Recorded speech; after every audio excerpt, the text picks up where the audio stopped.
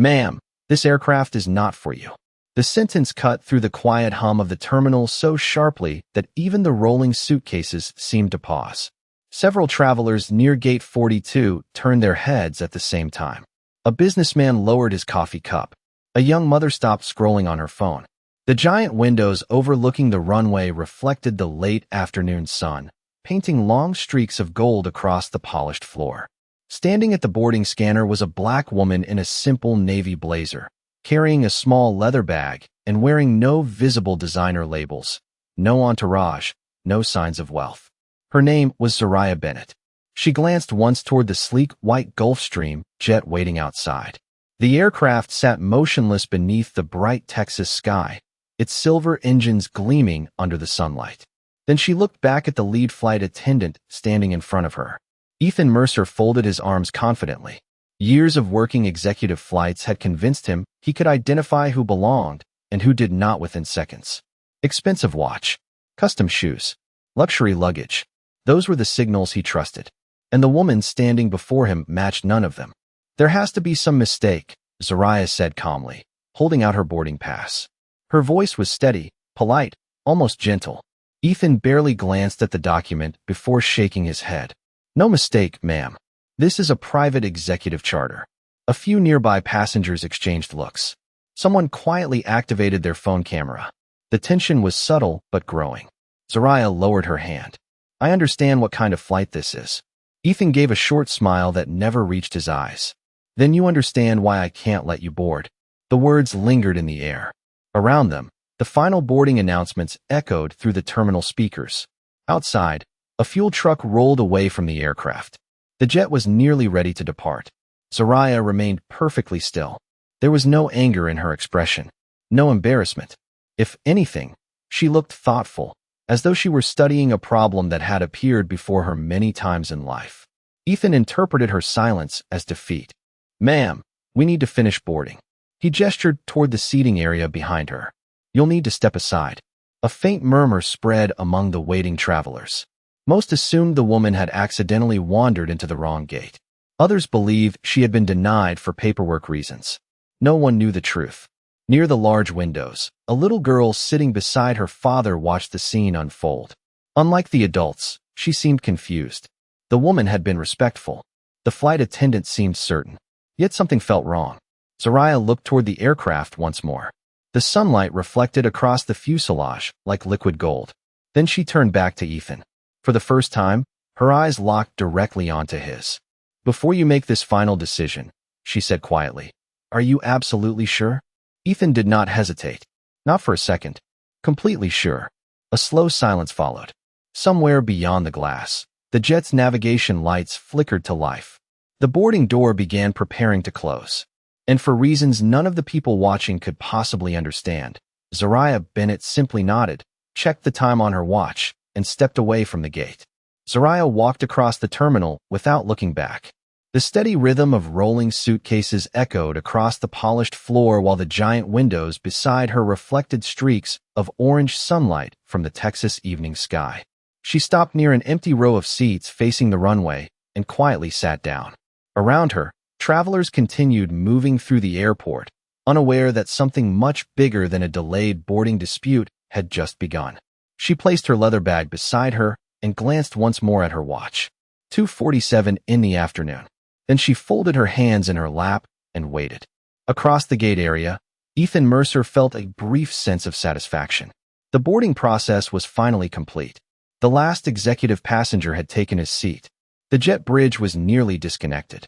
Everything appeared exactly as it should, yet something about the woman bothered him. Most people reacted differently when denied access. They argued. They demanded supervisors. They threatened. Complaints. But not her. She had simply asked a question. Are you absolutely sure? The words replayed in his mind for reasons he could not explain. He pushed the thought away and focused on his tablet. Nearby, the little girl who had been watching earlier tugged gently on her father's sleeve. Dad, she whispered. What? Why would that lady lie? Her father looked up from his phone. What do you mean? She seemed like she belonged there. The man glanced toward Zariah, sitting quietly by the window. Sometimes airports are complicated, he answered before returning to his screen. The little girl frowned. It was not really an answer. Outside, the aircraft door closed. Ground crew disconnected equipment from the jet. The engines remained silent, but departure preparations continued. Inside the terminal, Ethan checked the passenger manifest one final time. Then his tablet emitted a short notification tone. He barely noticed it at first. Another message. Probably scheduling information. He continued scrolling. 10 seconds later, a second alert appeared. Then a third. Ethan frowned. That was unusual. He opened the first notification. The message contained only a brief request from headquarters asking for immediate verification of passenger clearance procedures. Strange. He had never received a message like that before. He dismissed it and continued working. Across the terminal, Zariah remained seated. The sunlight illuminated one side of her face, while the other rested in shadow. She watched baggage carts move slowly across the tarmac. Calm, patient, almost as though she already knew what was coming. 3 airport managers suddenly emerged from a nearby hallway. They moved quickly toward a private office overlooking the gate. Their expressions were tense. One carried a phone pressed tightly against his ear. Another held a tablet displaying several flashing notifications. Ethan noticed them immediately. Something was wrong. He could feel it now. Not a major emergency. Not a security issue. Something else. Something administrative. Something important. His own device vibrated again. This time the message came directly from corporate operations. Ethan opened it. The color slowly drained from his face. He read the first line twice to make sure he had not misunderstood. Then he looked across the terminal toward the woman sitting quietly by the window. For the first time since she arrived, uncertainty began replacing confidence. And somewhere deep inside his chest, a very uncomfortable question started to form. The message on Ethan Mercer's screen was only one sentence long. Yet it felt heavier than any report he had received in his career. Immediate hold. Do not authorize departure until executive review is completed. He stared at the words. Then he looked up through the terminal windows toward the jet sitting motionless on the tarmac. Everything had been ready moments ago. Fueling was complete. Passengers were seated. Flight plans had been approved. There was no reason for a hold, unless someone far above his level had intervened. Ethan swallowed and opened the second notification. This one came directly from corporate headquarters. It requested a detailed account of all boarding actions performed during the previous 15 minutes. His pulse quickened. Across the gate area, airport employees who normally moved with practiced confidence now exchanged nervous glances. Phones rang. Tablets lit up. Supervisors appeared from offices that were usually closed to the public. The atmosphere had changed. Travelers could sense it. Conversations became quieter. Curious eyes drifted toward the aircraft and then toward the woman sitting alone beside the windows. Zariah Bennett had not moved. She remained seated with her hands folded, watching the fading sunlight shimmer across the runway. The little girl nearby noticed her calm expression and became even more puzzled. Most people would have looked upset. Most people would have demanded answers.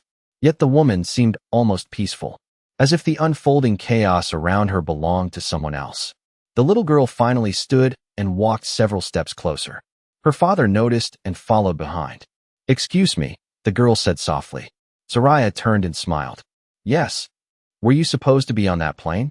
The question was innocent, direct, honest. Zariah glanced toward the aircraft. "Yes," she answered. "I was." The girl frowned. "Then why are you sitting here?"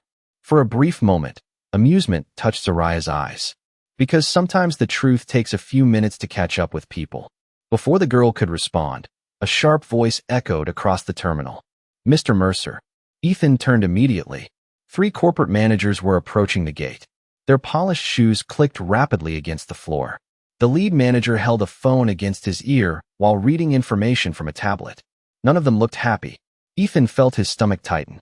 "Sir," he said, forcing a professional smile. "What seems to be the issue?" The manager stopped directly in front of him. "We need a complete explanation regarding a passenger denied boarding." Ethan blinked. "A passenger?" "Yes." The manager's expression hardened. "The passenger." Ethan followed the manager's gaze across the terminal, straight toward Zariah. The realization struck him like cold water. This was not about a routine complaint. This was not about customer service. Something much larger was happening.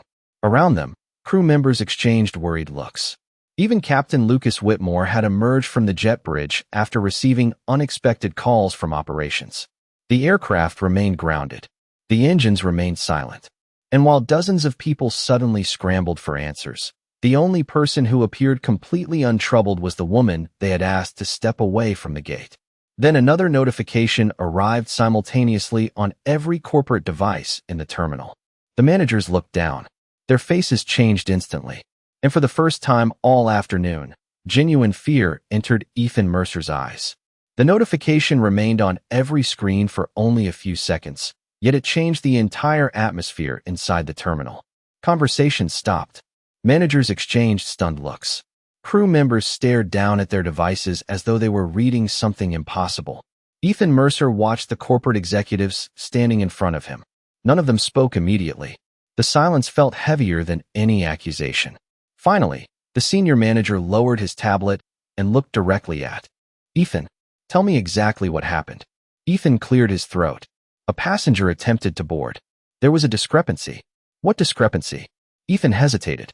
The question sounded much harder now than it had 10 minutes earlier. I believe she was not authorized for this flight. The manager's expression did not change. You believe? Ethan suddenly realized how weak those words sounded. Around them, several airport employees pretended to continue working while quietly listening. Even Captain Lucas Whitmore remained nearby, his attention fully fixed on the conversation. The manager took a slow breath. Did you verify her credentials? I reviewed the boarding pass. Did you verify her identity? Ethan opened his mouth, then stopped. He had not. A faint tension appeared around the manager's eyes. Did you contact operations before denying boarding? No. Did you contact corporate? No, the manager nodded slowly. That response seemed to confirm something he already suspected. Across the terminal, sunlight continued fading behind the glass walls. The aircraft sat motionless outside, its polished fuselage glowing beneath the runway lights that had begun flickering on for the evening. The little girl watched everything from her seat. Even she could feel the shift now. Earlier, the adults had appeared confident, certain. Now they looked worried. The senior manager glanced toward Zariah Bennett. She remained seated beside the window, calm and composed. Then he looked back at Ethan. Do you know who that passenger is? Ethan swallowed. No, sir. That much is obvious. The words were not loud, but they landed heavily. Nearby crew members lowered their eyes. The manager's phone suddenly rang. He answered immediately. Yes, sir. His posture straightened. The people around him could only hear one side of the conversation. Understood. Pause. Yes, she is still here. Another pause. No, the aircraft has not departed. His expression became increasingly serious. We will handle it immediately. The call ended. Nobody moved. Nobody spoke.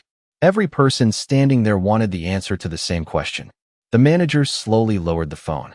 Then he turned toward the group. Headquarters has ordered a complete review of today's boarding decisions. Ethan felt his pulse racing. Sir, what is going on? The manager looked at him for several seconds before answering. The passenger you denied is connected to an ongoing executive audit. A murmur spread through the nearby staff. Executive audit. Those words alone were enough to make experienced employees nervous. Yet the manager had not finished. And according to corporate leadership, her experience today may determine the future of several careers. The statement hung in the air. Ethan's stomach tightened. For the first time all afternoon, he stopped seeing Zariah as a passenger. He stopped seeing her as a customer.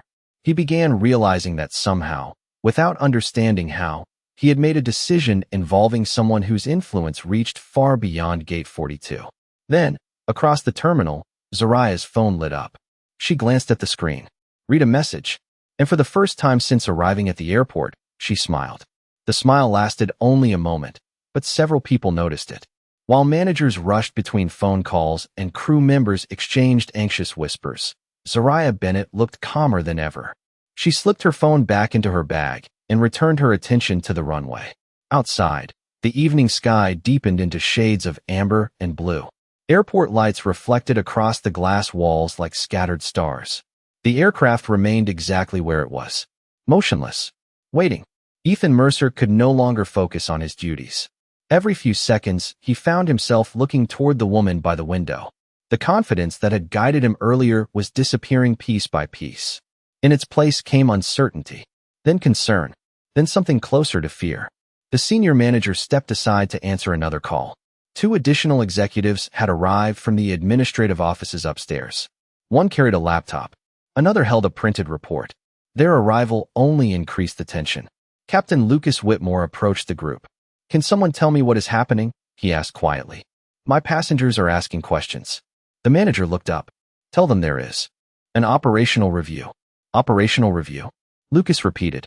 "Since when does an operational review stop a departure this late?" The manager did not answer immediately. Instead, he glanced toward Zariah. That glance told Lucas everything he needed to know. Somehow, the woman sitting by herself had become the center of the entire situation. Nearby, the little girl continued watching from her seat. She noticed something none of the adults seemed to realize. Zariah did not look powerful. She did not look intimidating. She simply looked kind. When a nearby elderly traveler dropped a magazine while organizing his belongings, Zariah quietly stood, picked it up, and handed it back with a warm smile. The man thanked her. She nodded and returned to her seat. The gesture was small, almost invisible, yet it stood in sharp contrast to the growing panic spreading through the gate. Ethan noticed it too. The realization made him even more uncomfortable. If she truly held influence within the company, she could have made a scene. She could have demanded attention. Instead, she had done the opposite. She had given him every opportunity to reconsider, every opportunity to verify, every opportunity to treat her with simple respect. His thoughts were interrupted by another notification. This time, every manager's device sounded simultaneously. The executives immediately gathered around one tablet. Silence followed. Long silence. Then one manager exhaled sharply. "Oh no." Ethan felt his chest tighten. "What is it?" No one answered. The manager turned the screen away instinctively, but not before Ethan caught a glimpse of a name at the top of the document. Zariah Bennett. Below the name appeared several corporate titles. The text disappeared too quickly for him to read everything. Yet he saw enough. His mouth went dry. Captain Lucas noticed his reaction. "You know her?" Ethan shook his head slowly. No, the answer sounded hollow even to him. Because at that moment he realized something important. He should have known her. Not because of her position, not because of her authority, but because he should have taken the time to see the person standing in front of him instead of the assumptions he had created in his own mind. Across the terminal, Zariah's phone lit up again. This time she answered the call. She listened quietly for a few seconds. Then she said only 6 words. "I think they understand now." When the call ended, a black SUV appeared outside near the executive entrance of the terminal. And suddenly, every corporate manager at Gate 42 stood up at the same time. The black SUV came to a stop outside the executive entrance, its headlights casting pale reflections across the terminal windows. Within seconds, airport security supervisors, corporate directors, and senior operations staff began moving toward the entrance with a level of urgency that caught everyone's attention. Travelers who had been focused on their own schedules now openly watched. Even the passengers already seated aboard the grounded aircraft pressed closer to the windows, trying to understand what was happening.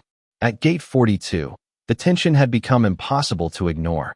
Ethan Mercer stood motionless, his tablet hanging loosely at his side. Every instinct told him that the situation had moved far beyond his control. The senior manager received another message and immediately straightened his jacket. "They are here," he said quietly. No one needed to ask who he meant. Across the terminal, Zariah Bennett rose from her seat. She smoothed the sleeve of her navy blazer and picked up her leather bag. The movement was simple, almost ordinary. Yet the effect was immediate. Conversation stopped. Managers adjusted their posture. Security personnel stepped aside. It was as if an invisible signal had passed through the entire building. The little girl watched in amazement. Earlier that afternoon, people had barely looked at the woman. Now some of the most powerful individuals in the airport seemed focused entirely on her. Zariah began walking toward the executive entrance. Her footsteps were calm and measured against the polished floor. She did not hurry. She did not appear angry. She simply moved forward with quiet confidence. Halfway across the terminal, the group of corporate executives reached her. What happened next stunned nearly everyone watching. The senior manager extended his hand first. "Ms. Bennett," he said respectfully. "Thank you for waiting. Thank you for waiting." Ethan heard the words clearly. His chest tightened. The same woman he had asked to step aside was now being welcomed by executives who oversaw entire regions of the company. Zoraya shook the manager's hand with a polite smile. "I understand everyone has been busy," she said. Her tone contained no bitterness, no accusation. That somehow made the moment even more uncomfortable for those who had misjudged her. One of the directors opened a folder and quietly handed it to her. She reviewed a few pages while walking. The executives followed beside her, listening carefully whenever she spoke. Several employees exchanged shocked glances. This was not how people treated a routine passenger. This was not how they treated a customer filing a complaint. This was how organizations responded to someone whose decisions mattered. Ethan felt his mouth go dry. Then the senior manager turned and motioned toward him. "Mr. Mercer," he called. Ethan immediately approached. Every step felt heavier than the last. The surrounding terminal seemed unusually quiet. Even the sounds of rolling luggage and boarding announcements faded into the background. Ethan stopped a few feet away from Zoraya. For the first time since meeting her, he truly looked at her. Not her clothes, not her appearance, not the assumptions he had formed. He looked at the person. Zoraya met his eyes calmly. There was no anger there, no satisfaction, only disappointment. And somehow that felt worse. Ethan opened his mouth, searching for words. Before he could speak, another corporate alert appeared on every device in the terminal. This time nobody looked confused. The message was clear. The name at the top read Zoraya Bennett, and directly beneath it appeared a title that caused several employees to gasp softly as they read it. The title on the screen seemed to pull the air out of the terminal. Employees stared silently at their devices. Managers read the notification again, just to make sure they had not misunderstood it. The message was brief, formal, and impossible to ignore. Zoraya Bennett, chairwoman of Bennett Aviation Holdings, majority controlling shareholder, executive oversight authority. For several seconds, nobody spoke. The only sounds came from distant boarding announcements and the low hum of the terminal ventilation system. Ethan Mercer felt his knees weaken. Suddenly, every moment from the afternoon replayed in painful detail. The boarding pass he barely examined, the assumptions he made, the confidence with which he dismissed her, the certainty in his voice when he told her she did not belong. Across the gate area, the little girl looked from her father to the nearby employees. "What does that mean?" she asked quietly. Her father swallowed before answering. "It means she owns a lot more of this company than anyone here expected." The child glanced toward Zoraya. "But she looks normal." The father gave a small nod. "Exactly." Nearby, Captain Lucas Whitmore lowered his phone. The color had faded from his face. He had spent 20 years working in aviation and had met powerful people before. Yet the thing that unsettled him most was not Zoraya's position. It was how quietly she carried it. She had never mentioned her title, never demanded special treatment, never used her authority as a weapon. She had simply given people the chance to do the right thing on their own. The senior manager stepped forward. "Ms. Bennett, headquarters has requested a full review team be assembled immediately." Zoraya nodded. "I expected that. Would you like us to clear the gate?" "No," her answer came gently. "There is no need to create a spectacle." Several employees exchanged uncomfortable glances. Even now, she was protecting the dignity of the people who had embarrassed her. The realization landed heavily. Ethan finally found his voice. "Ms. Bennett." The words felt awkward, small, insufficient. Zoraya turned toward him. Her expression remained calm. "Yes, Mr. Mercer?" Ethan struggled to maintain eye contact. "I owe you an apology." The terminal seemed to grow even quieter. Zoraya listened without interrupting. "I made assumptions," Ethan continued. "I believed I understood who belonged on that aircraft. I was wrong." He looked down briefly before continuing. "Very wrong." For a moment, only silence existed between them. Through the giant windows, runway lights stretched into the distance like rows of stars. The aircraft still waited motionless outside. Zoraya folded her hands around the handle of her bag. "Do you know what concerns me most?" she asked softly. Ethan shook his head. "It is not that you denied me boarding." Her voice carried no anger. "It is that you felt certain enough to do it without asking a single question." Ethan lowered his eyes. The truth of those words hit harder than any reprimand. Around them, employees listened carefully, not because a powerful executive was speaking, but because everyone recognized the lesson hidden inside her response. Zoraya looked across the terminal. Travelers, employees, families. Pilots. People from every background moving through the same building. Then she turned back toward Ethan. Every person who walks through these doors has a story you cannot see. She paused. The moment we think appearances tell us everything, we stop seeing people. No one had an answer to that. And in the silence that followed, another message arrived from corporate headquarters. This one contained the findings of the first phase of the review. The senior manager opened it, read 3 lines, and immediately looked up with alarm. The senior manager stared at the report for several seconds before lowering the tablet. The expression on his face made everyone nearby uneasy. Captain Lucas Whitmore stepped closer. "What is it?" he asked. The manager hesitated. "The preliminary review is complete." His voice sounded unusually careful, and it confirms this was not an isolated incident. A ripple of discomfort moved through the group. Ethan Mercer felt his stomach sink. The manager continued reading. Over the past 12 months, multiple complaints were submitted regarding passengers being judged before proper verification procedures were completed. No one spoke. The only sound came from the distant rolling of a suitcase across the terminal floor. The report was not describing one mistake. It was describing a pattern. Ethan looked down. Memories surfaced that he would rather have forgotten. Travelers he had dismissed too quickly. People he had assumed did not belong. Customers he had judged before learning their names. None of those moments had seemed important at the time. Now they felt different. Across the terminal, the little girl watched the adults standing in silence. She did not understand corporate audits or executive reviews. But she understood one thing. Sometimes grown-ups were wrong. The senior manager turned towards Zariah. "Headquarters wants to know how you would like us to proceed." Several employees held their breath. Finally, the question everyone feared had been asked. Zariah could demand consequences. She could call for immediate dismissals. She could make examples out of people. Instead, she surprised everyone. "How many employees work directly under this department?" she asked. The manager blinked. "Approximately 130. "And how many of them participated in today's decision?" "Only a handful." Zariah nodded thoughtfully. "Then the goal should not be punishment." Several heads lifted in surprise. "It should be correction." The manager looked genuinely confused. "Correction? People learn when they are shown the impact of their choices." Her voice remained calm. "Fear changes behavior temporarily.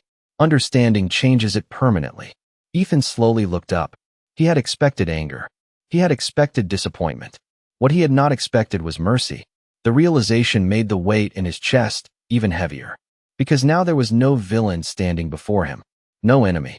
Only someone demonstrating the very respect he had failed to offer her.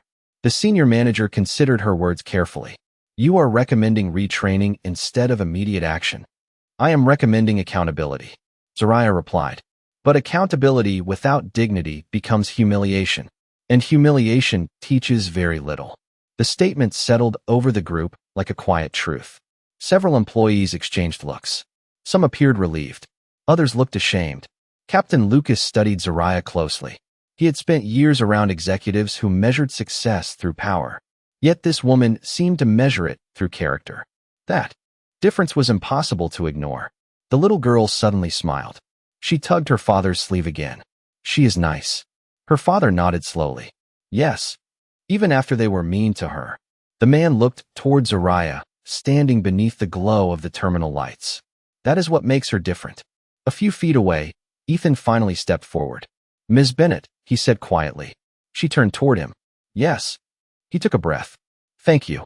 The words sounded simple, yet everyone understood what he meant. "Thank you for the lesson. Thank you for the second chance. Thank you for responding with grace when many people would not have." Zariah offered a small smile. "The second chance is what matters now." At that exact moment, another message arrived from headquarters. This one was marked final. The senior manager opened it immediately. As he read the contents, his eyes widened.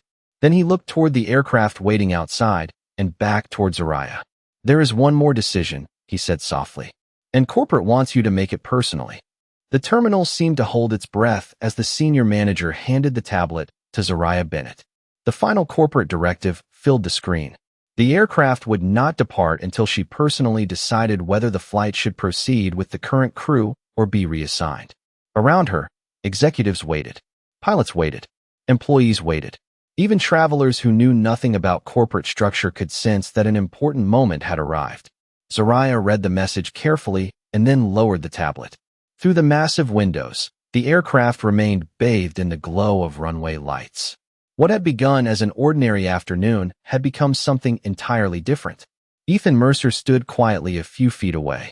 He no longer looked like the confident gate supervisor who had dismissed her earlier. The certainty was gone. In its place stood a man forced to confront the consequences of his own assumptions.